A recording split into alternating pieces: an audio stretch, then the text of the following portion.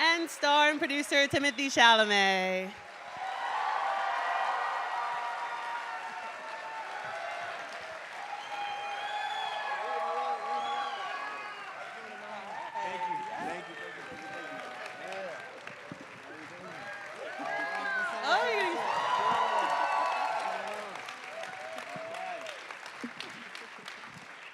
Crowd is so excited. Thank you both for being here. Thank you. Thanks for doing this. How are you both feeling? Edward, you just watched a little bit of the film. Yeah, I love it. Amazing. So the audience just got to see both of your faces here on this big old Egyptian screen. So let's Best start. screen in LA, by the way. Yeah. I love the Egyptian. Yeah, the screen is huge. They got to see both of you just now.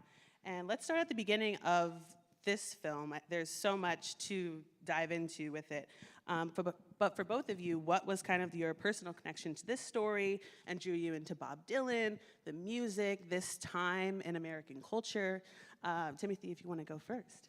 Yeah, I feel, well, first of all, thanks everyone for being here. What a tremendous pleasure to get to do this in an iconic theater like this. Thank you, Edward, for coming. I can't believe I dragged you out of Malibu, so thank you for being here. And I became a Bob Dylan obsessive over the last 6 years, and even in kissing the film goodbye this past year, I go back to it often. And the Dylan experience, not only getting to play him, but to try to understand this man, this great figure who still occupies all our imaginations today, was sort of a workbook on how to conduct my career from that point forward and how I wanted to live my life. And Edward was my partner in bringing the story to life in the conventional way we all saw tonight, but even since the movie's come out, we still exchange, stories and points of inspiration about Dylan and the whole movement that's captured in this film in the 1960s. Amazing. And Edward, how about you? Yeah, I get very moved whenever the scene comes where he plays the song for Woody in the hospital, because when I first moved to New York, that record and that song and all those places were so mythological to me. It was a huge part of it was a big part of the myth of moving to New York. For me, there were actors too, but Dylan in New York and that record and that song in particular, of a young man journeying on the inspiration of the ones who came before him, it still gets me, because I think if you're in our trade, there's some version of that in all of us. There's the people who came before you, and you want to walk in their footsteps, and you want to haunt the spaces that they occupied in real and figurative ways. And I think, and I couldn't agree. I mean, I watch Scorsese's great documentary about Dylan maybe once every 2 years, because I agree with Timothée. It's a guidebook. It's a guidebook for the conduct of an artistic life, and a discipline, and an ethic of sticking to your own line, which is very much what I love about this film. And I love the way the film ends, that he's propelling himself forward into further adventures. And neither of us has ever met Bob, right? You haven't met him since, right? And I had a number of chances to meet him because I'm friends with Bruce Springsteen, and I'd been in the room with Bruce and Bob. Nice. And Bruce Nice had name drop. No, Bruce had said to me a number of times, "Do you want to meet Bob?" And I always said no, because I think he's the last wizard, the last mystic in this social media world and in infinite connectivity and availability. He remains, for me, he's a mystical figure, and I don't want him. I don't want to bring him down to earth in many ways. Totally, I agree. That's amazing, and that brings me to my next question here that I have for you, Timothée. You've played real people both on screen and on stage as well, but Dylan is this huge character, almost mythological in a sense, and so what was it like taking that task up and making him human? Because I think you really succeeded in that here, and we get to see him as someone who's going through life as we are, relating to it as artists. So what was that like? Well, I felt super daunted at first, particularly when I was very much on the outside of it, not really knowing much of his work or his.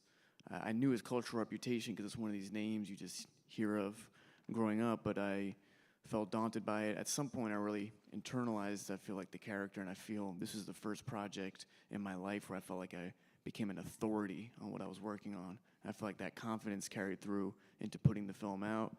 That confidence carried into working on Marty Supreme with Josh, putting that movie out. That confidence carried through to working with Denis on Doom Part 3. It was not only an authorship in the experience of playing Bob, it was trying to understand how he himself would have approached all his work and his entire career. I feel like in the years since, that authority has evaporated, and he's become a wizard to me once more. I feel like this guy whose worldview I try to inhabit every day, and taking a couple of steps back and revisiting his music now, I go, wow, I thought I cracked it, but maybe I didn't get any of it, not in the performance or any of it, but just the great mythological artistic figure he represents, Yeah, absolutely. I mean, you did an amazing job.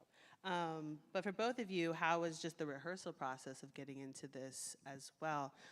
There's the live performances and the live singing as you were shooting musically, and then of course working with such an iconic director, James Mangold. So what was that like? I loved it. I'll say this really quickly, Edward. What I'm so proud of this movie, about 2 years out from shooting it now, a year out from putting it out, is doing a music biopic is a tremendously hard genre to make a movie in now. Ever since the Walk Hard was made, it makes it really hard to feel like what you're working on is fresh, is the best way I could put it. And I just feel like Edward and Elle and Monica and myself, we went really hard. There's no other way to express it. The costume test we all did, I don't know if you remember this, we were all so awkward around each other, like, sussing each other out, but it was nothing about this felt like we were taking it for granted. Nothing felt like, oh, we're putting on, costumes the way people used to dress. I feel like we really, so anyway, to be specific to your question about rehearsal process, I feel like we were all like animals, like sussing each other out, and especially with Edward, because I'll just be specific to this and then I'll shut up, but I had massive respect for Edward, and I was also daunted. When you speak about authority and authorship in acting and in performance, he embodies it, He's not entirely his character in Birdman, which is one of my favorite films ever. He's not entirely that character, but there are bits of that character that are in Edward. So I felt actually quite daunted because that sense of authority, I don't know why I keep using that word, I was very protective over it. I didn't want anyone, I won't say what the note is, but Edward came to me maybe 3 weeks from finishing. He had one live note, and I was like, motherfucker, why did you just put that in my ear?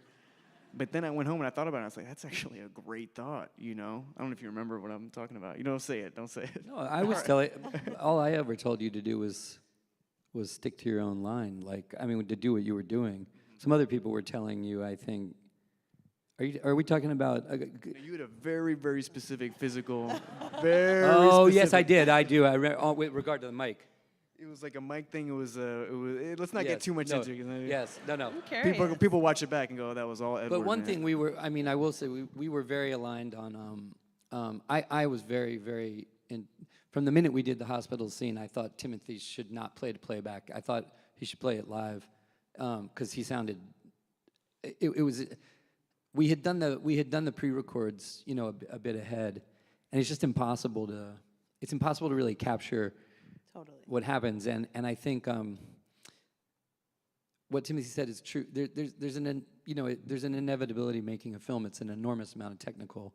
There's just a technical forest all around you, and an enormous number of people who have a narrow, specific focus of their own. Whether it's your costume and they just want to do that to you right before you go out, or they want to do that, or someone's in charge of the music, and they are worried about cutting that music later and everything, and this huge onslaught of distraction can come at you, in service of these very important technical realities, and sometimes you just have to throw your hands up and create some space.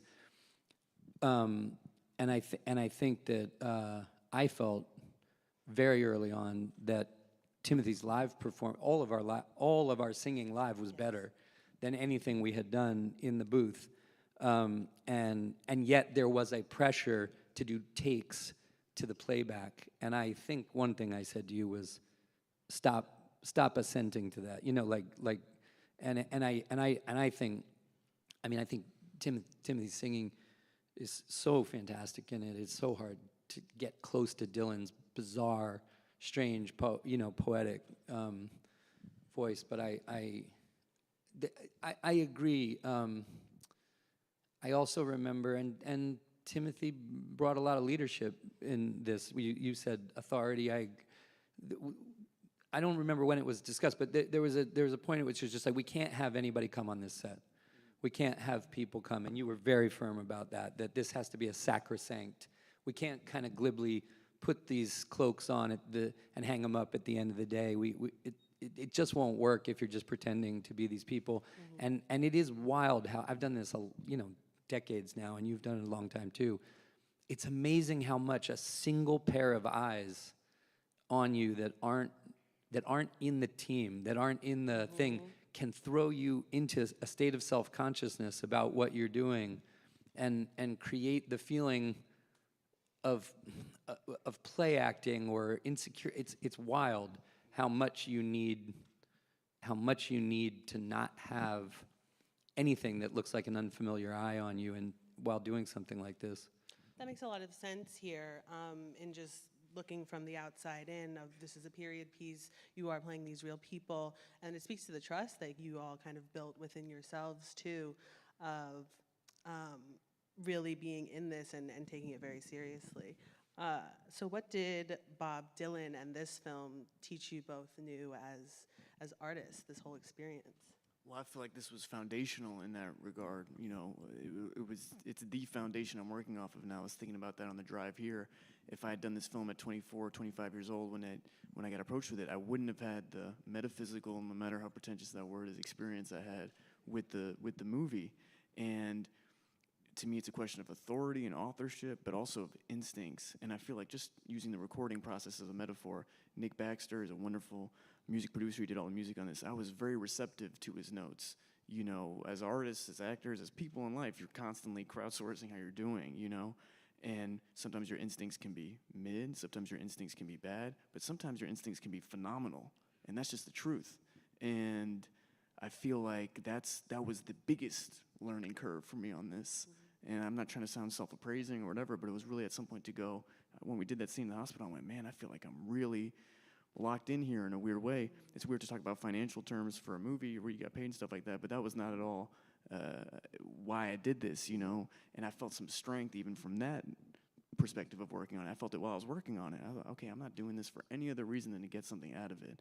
And so if I learned anything, it's what I said before. It's, to this day, seeing how Bob connected his career, his life, his artistry, being inspired by it, but then on a more foundational level, like instincts, trusting your instincts, even to go into Marty Supreme, or even on A Complete Unknown, with James Mangold, Edward Norton, Elle Fanning, Monica Barbaro, they all have, everyone's bringing, agenda's not the right word, everyone's bringing their spirit. Let's say Marty, Josh, and Ronnie, they have fierce points of view, and I just turned 30. It takes something to go, no, this is how I think. Not in a confrontational. I just did it confrontationally. I don't know why, but yeah. Anyway, I'm rambling. Try that again. Yeah, exactly. I'm rambling. Love that. And Edward, you've worked with as you said, you've been doing this for decades. You've worked with so many different actors. What did you kind of recognize in Timothy as when you met him and saw the way he worked? We've known each other a little bit prior to doing it, but I really appreciated his ferocity, all the things he's describing. I think it is, I have an almost gut affinity for or a sense of empathy or solidarity. Solidarity is the right word. Taking on real people, and someone as iconic as Dylan is going to require a flex and an assertiveness of the space you need, the tonality that you want in the working environment, and sometimes when you're doing that, you can almost be made to feel that, I don't know, you're being demanding on other people who are in a process. They may do another film next year. You know, they do three films that year, and I felt a strong alliance. I think we felt a strong alliance that it was fair and right to hold the, you know, set the rules of engagement that we needed. And I will say it was a great. It was a great bunch of people. People were really supportive. It wasn't. I didn't feel like we were at odds with the process that's around us. But I think for me the thing. I mean, I will say that the first time Jim or maybe even Timothée brought it up to me, the whole thing, you know, there's this part of me that thought this is just full stop a terrible idea. You know, one should not try to approach these people. Like, one should not try to approach any of these people, Pete or Joan or Bob, certainly Bob.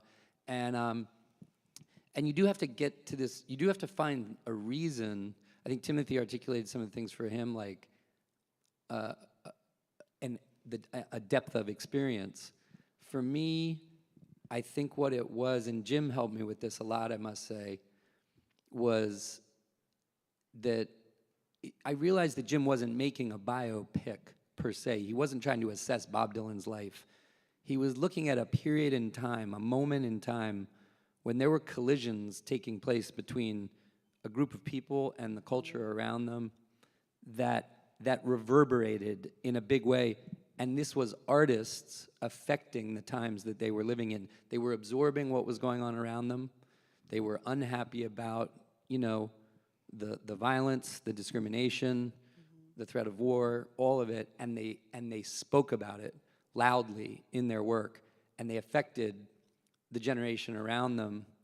And, you know, Pete Seeger wrote "We Shall Overcome." Martin Luther King credited Pete Seeger with "We Shall Overcome" being given to the movement. It was a spiritual, but he wrote those the modern lyrics to it. And Bob Dylan, obviously, the songs he gave the anti-war movement and gave the civil rights movement, it reverberated. And I found myself thinking, you know, we may, and many people may have a full appreciation and almost obsession with Dylan, but there are many, many, many people who have lost a sense of connection, or young people who haven't yet engaged with how important those artists were and how boldly they were interacting with the time they were in. And I thought to myself, revisiting artists who were engaged in that way, especially right now, is worth it. There's a worthiness to the bravura kind of risk of trying to, you know, represent these people if we can remind people what it looks like when artists are actually speaking to the times. And I think, you know, tomorrow we're gonna see Bad Bunny at the Super Bowl, and I've been thinking about him a lot. Like, he's been, the way he speaks and the way he is conducting himself at a very high frequency in terms of what his work represents and what it stands for and what he's trying to say through it, I find it very refreshing and exhilarating, because it's a direct line of connection to what these people did. And we need more of that, you know? Absolutely. Yeah, that was great.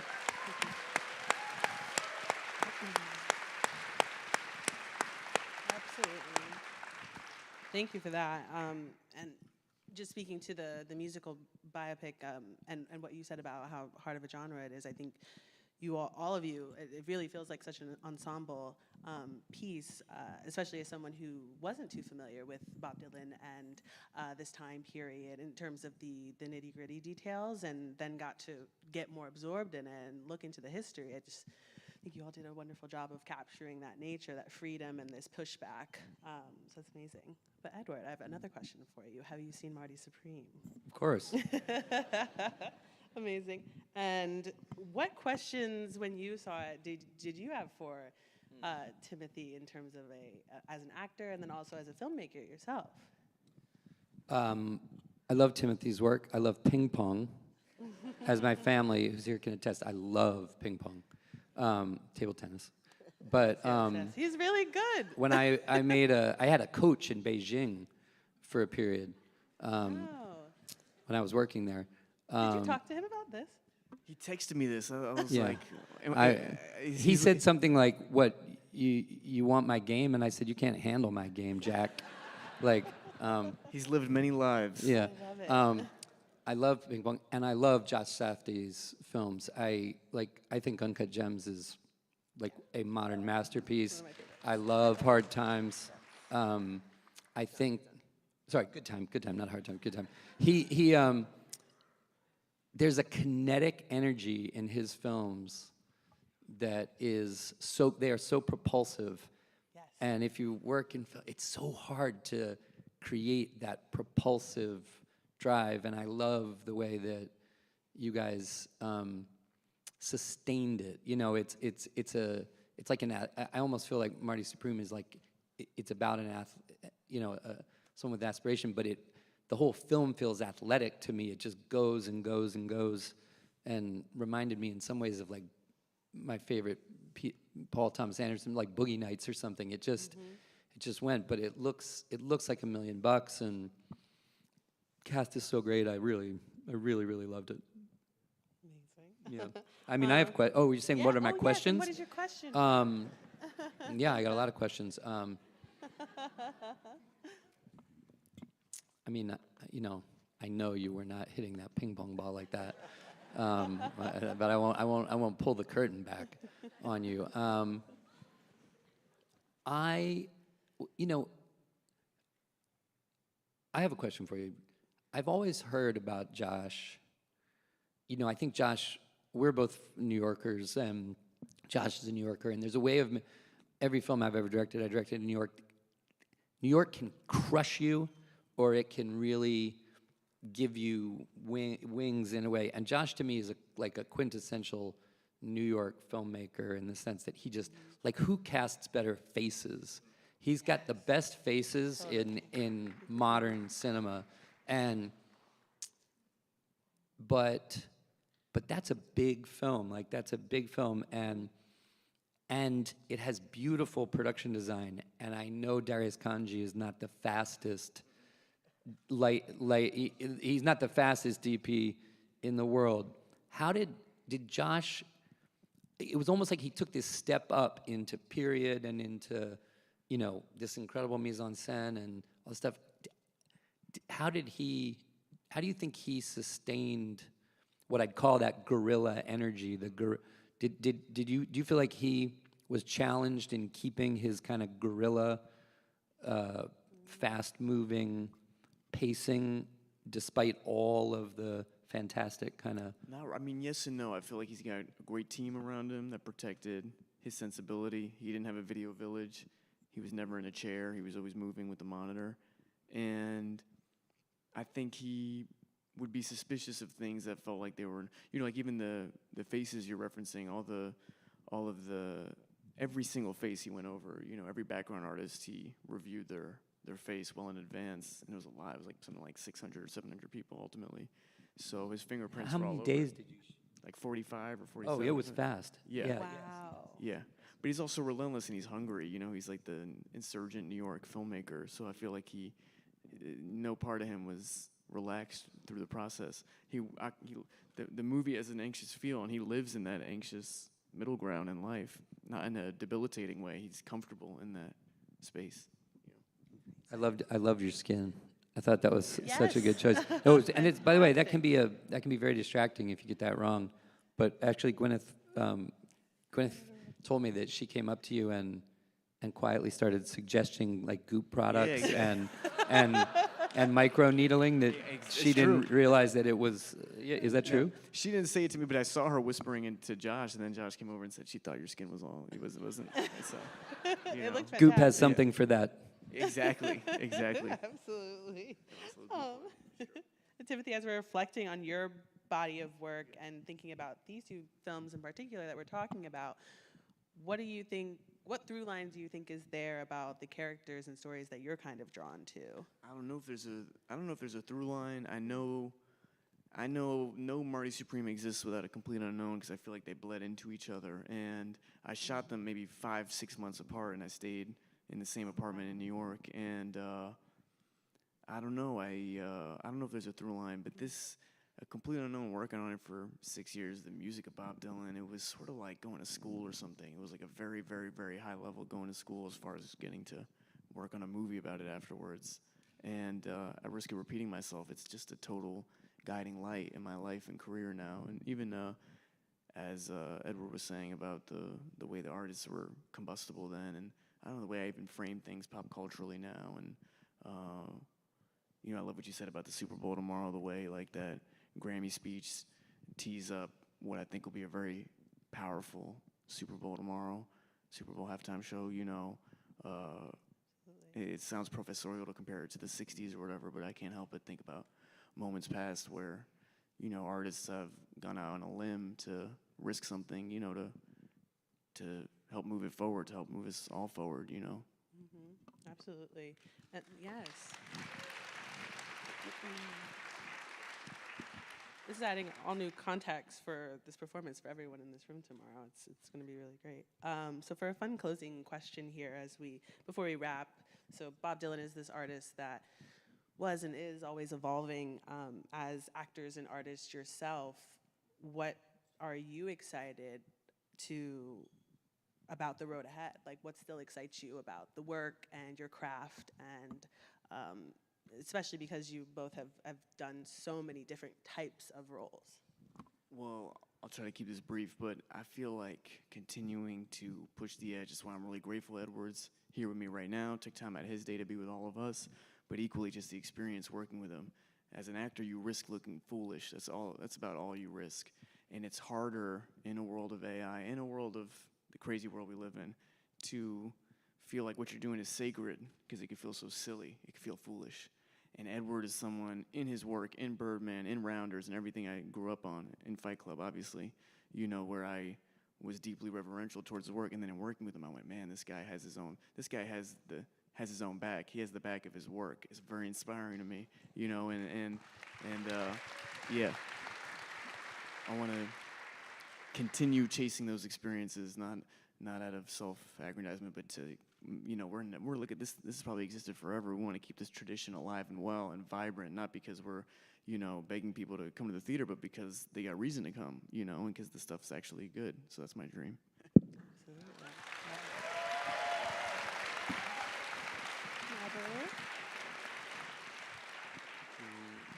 Excites you. And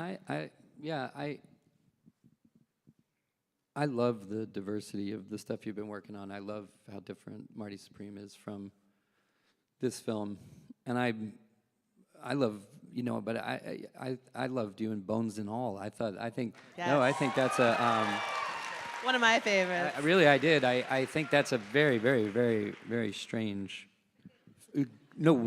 Strange in the best sense. That is a film operating in a frequency, and you're operating in a frequency that's really, really different.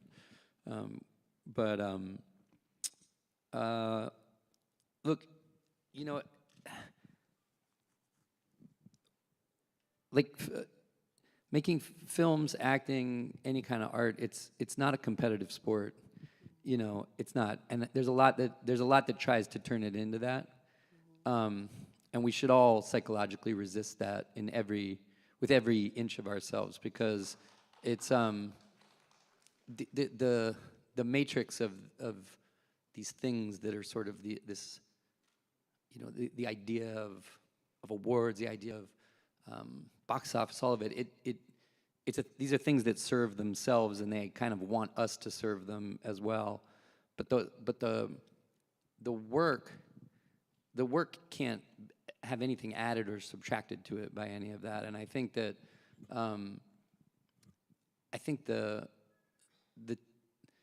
if you have to allow yourself, I'm older than Timothée, but it ebbs and flows. Your inspiration ebbs and flows, and it changes. Like, and I think that to me, the real lesson of Bob Dylan, like truly, and I know we sound almost like acolytes or something, but the idea of someone who moved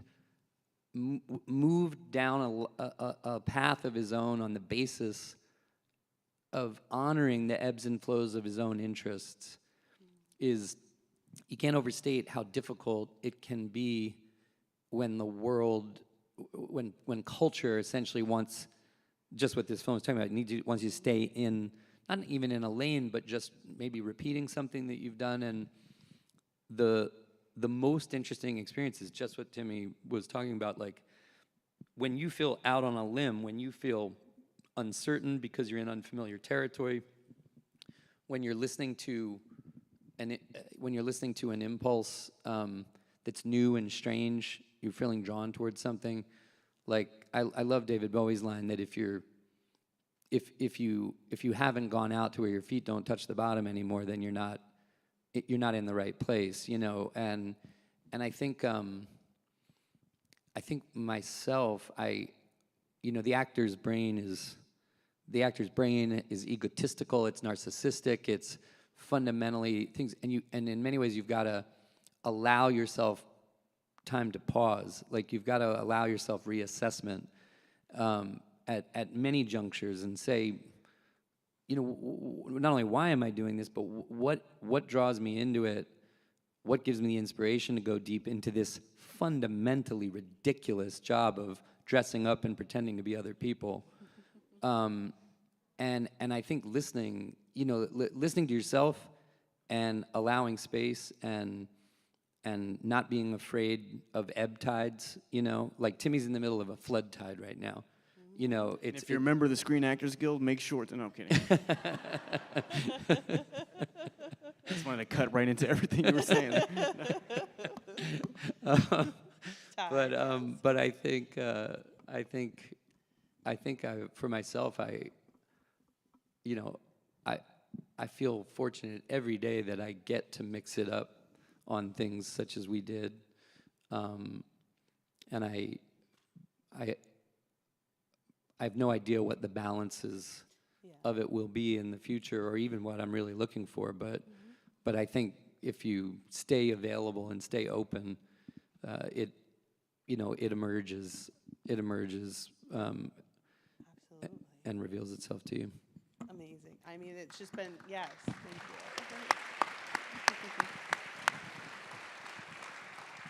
It's really amazing to kick off this series with the two of you. Congratulations, Timmy. We look forward to having you at more of these screenings. Thank you for coming out. Edward, you both are like so filled with just a love for the craft and on the same frequency. So thank you both for being here. Thank you all for coming out. And have a good night, everyone. Thank you so much. Thank you.